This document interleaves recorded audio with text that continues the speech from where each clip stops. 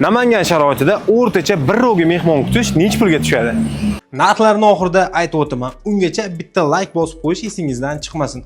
Mehmonni hozirda menimcha mevalarsiz kutib olinmasa kerak. Shu sababli olma, nok, banan hamda mandarinni o'rniga mana bunaqa ajoyib meva oldim. Nomini bilganlar kommentariyaga yozib keting. Keyin birin-ketinlikda non, pista, bodom va shokolad oldim. Shu payt ko'zim o'rtada turgan behamat suvlarga tushdi. Nafs chatog'lik qilib undan ham 4 ta oldim. Sababi oldinroq ham olchaligidan ichib ko'rgandim, ta'mi yoqqandi. Bu safar endi mehmon bilan boshqacha ta'mlarni ham ichib ko'ramiz. Gazli ichimliklarni ham tanlab bozorligimizga qo'shib oldim. Bozorlik qilishda davom etamiz. Axkentdagi Snickers magazinida nafaqat qadoqli, balkim kiloli shirinliklar ham sotilar ekan. Shuning uchun 2 xil shirinlik oldik. Go'sht va sut bo'limidan ham yengil bozorlik qildim. Keyin kassada hammasini hisoblab berishdi. Nima mahsulotlar necha pullik bo'lganini kommentga yozib qo'ydim.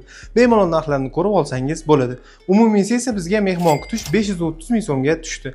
Menga obuna bo'lib qo'ying, Namanganni sizga qaytadan tanishtiraman.